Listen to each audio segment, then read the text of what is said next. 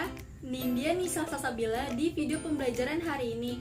Hari ini saya akan membahas masih mengenai di seputar ilmu dasar-dasar pajak part 3, yaitu tentang ketentuan umum pajak di Indonesia dan definisi NPWP, NPPKT, SPT, SSP, SKP, dan STP.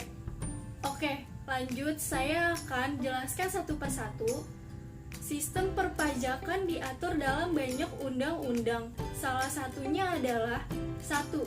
Undang-Undang Nomor 6 Tahun 1983 tentang Ketentuan Umum dan Undang-Undang Perpajakan baru. 2. Undang-Undang Nomor 7 Tahun 1983 tentang Pajak Penghasilan. 3. Undang-Undang Nomor 8 Tahun 1983 tentang Pajak Pertambahan Nilai Barang dan Jasa dan Pajak Penjualan atas Barang Mewah. 4. Undang-Undang Nomor 12 Tahun 1985 tentang Pajak Bumi dan Bangunan. Kelima, Undang-Undang Nomor 13 Tahun 1985 tentang Bea Materai. Kenapa sampai diatur dalam undang-undang? Karena ada tujuannya. Oke, apa aja sih tujuannya? Yaitu 1. Meningkatkan efisiensi pemungutan pajak. Dengan adanya undang-undang tersebut, maka akan lebih efisien pemungutannya. Jika pemungutan pajak lebih efisien, maka orang-orang lebih mudah akan dalam melaporkan pajak. Ketika lebih mudah, kemungkinan maka orang-orang akan mau bayar pajak. Karena sekarang serba mudah, bisa secara online, dan juga akan bisa meningkatkan pelayanan bagi masyarakat, dan juga kepastian umum, dan juga keadilan bagi masyarakat. Dan terakhir, untuk meningkatkan penerapan prinsip self-assessment. Hal ini menggiatkan atau membuat sistem assessment ini supaya bisa diterapkan di seluruh lapisan warga Indonesia. Dengan adanya self-assessment ini, kita harus mengecek ke diri kita sendiri, kita punya harta apa saja, maka kita sendiri harus cek. Setelah kita cek, baru kita laporkan sesuai apa yang kita miliki. Kemudian ada perbedaan wajib pajak dan subjek pajak. Wajib pajak orang pribadi atau badan yang sudah pasti harus bayar pajak sebagai kewajibannya di sana untuk bayar pajak. Namun subjek pajak orang atau badan belum berlaku perpajakannya karena belum ditemukan objek pajak. Setelah objek pajaknya ketemu, barulah naik levelnya ke wajib pajak sehingga ia harus bayar wajib pajak. Setelah ketemu objeknya, contohnya berupa barang mewah, harus wajib bayar pajak. Ada juga perbedaan tahun pajak dan masa pajak. Tahun pajak itu jangka waktunya 1 tahun kalender. Kalau masa pajak, waktu yang diberikan bagi wajib pajak berbagi untuk melapor pajak. Biasanya waktunya itu sampai 1 bulan, maksimal 3 bulan.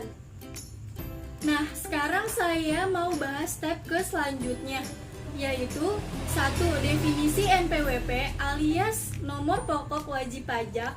Sebuah kartu identitas bahwa kita sudah terdaftar sebagai orang yang wajib membayar pajak.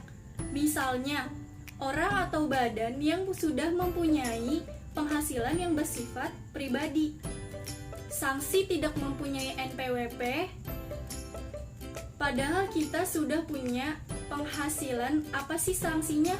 Yaitu hukuman pidana kurangnya selama 6 bulan minimal, maksimalnya itu 6 tahun.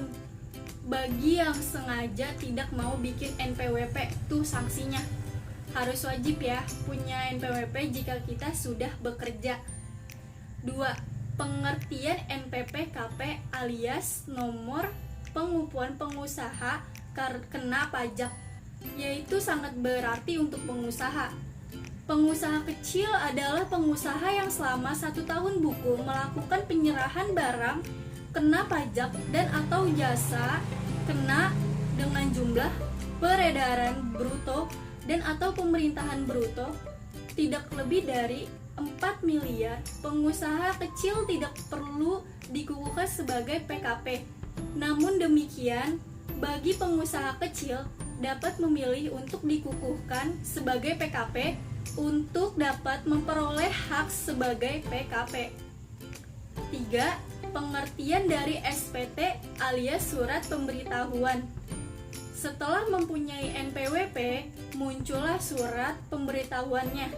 Biasanya SPT muncul di awal tahun. SPT mempunyai dua jenis, yaitu 1. SPT masa, yaitu SPT masa PPH dan juga SPT PPN, pajak pertambahan nilai. 2. SPT tahunan, yaitu PPH, SPT yang berbentuk formulir atau dokumen elektronik.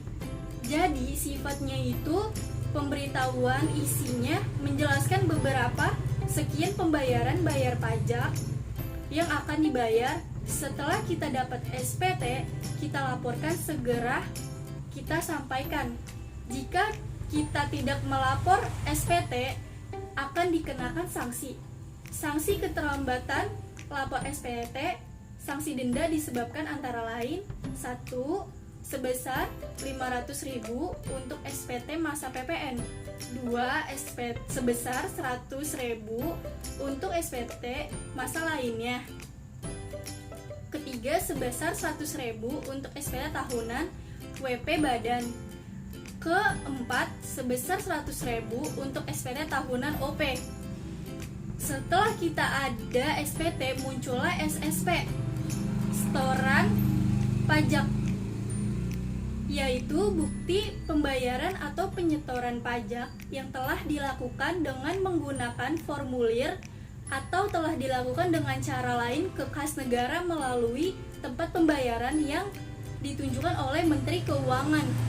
Fungsi SSP adalah sebagai bukti pembayaran pajak bila telah disahkan oleh pejabat kantor penerima pembayaran yang berwenang atau bila telah mendapatkan validasi dari pihak yang berwenang. Kelima, SKP, surat ketetapan pajak. SKP adalah surat ketetapan yang meliputi surat ketetapan pajak kurang bayar tambahan, surat ketetapan pajak nihil, dan surat ketetapan pajak lebih bayar. Surat ketetapan pajak dapat diterbitkan karena berdasarkan pemeriksaan atau penelitian atas data WP bahwa pajak yang dihitung atau dilaporkan dalam SPT tidak benar sehingga masih terdapat, yaitu 1. Pajak yang tidak atau kurang dibayar, berarti kurang bayar pajaknya, tidak sesuai apa yang ditentukan Dirjen Pajak. Kedua, pajak yang tidak atau kurang dipotong atau dipungut. Keenam, terakhir nih, STP, surat tagihan pajak. STP, surat tagihan pajak, adalah surat yang diterbitkan untuk melakukan tagihan pajak atau sanksi administrasi berupa bunga atau denda ketika kita harus membayar pajak, tetapi kita malah tidak lapor dan gak bayar pajaknya. Maka dari itu muncullah surat tagihan pajak. Surat tagihan pajak dapat diterbitkan dalam hal-hal sebagai berikut. 1. Apabila PPH dalam tahun berjalan tidak atau kurang dibayar. Kedua, apabila dari hasil penelitian surat berdasarkan atau salah dihitung. Itulah tadi terkait ketentuan pajak yang bisa saya sampaikan. Apabila ada kesalahan kata-kata, mohon dimaafkan. Wassalamualaikum warahmatullahi wabarakatuh. They say you're too tired, but I think that I lost you. Her mama, party girl, she just want